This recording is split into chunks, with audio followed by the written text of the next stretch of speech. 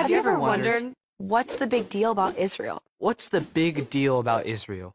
What's the big deal about Israel? Why is this tiny country always in the news? And why do other countries want to wipe it off the map? Or maybe you've asked, why have the Jews been so mistreated throughout history?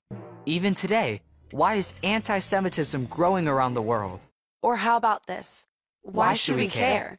To answer those questions, let's go back to the beginning. God's entire plan of redemption began with the covenant. A promise to one man, Abraham, through his son, Isaac, and his son, Jacob, aka Israel. The promise included a specific piece of land, and the promise is everlasting. God always keeps his promises. Over 400 years later, God made another covenant, this time with Moses. If Israel followed God's law, they could take possession of and permanently occupy the promised land. Even in our day, we've seen something no one thought was possible. In 1948, the Jewish people reestablished the nation of Israel. God always keeps his promises. And he made another one, a third covenant, with King David. God said that David's kingdom would be established forever through the coming Messiah.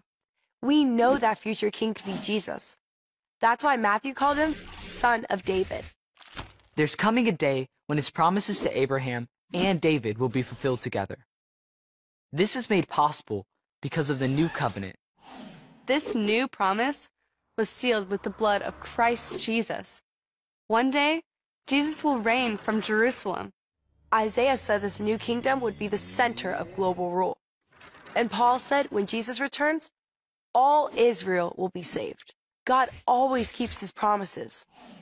So, if you want to know the answers to those questions, God made a promise, and the enemy has done and will do everything in his power to destroy Israel and her people.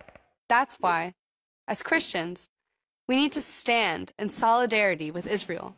We need to love the Jewish people. And we need to pray for the peace of Jerusalem.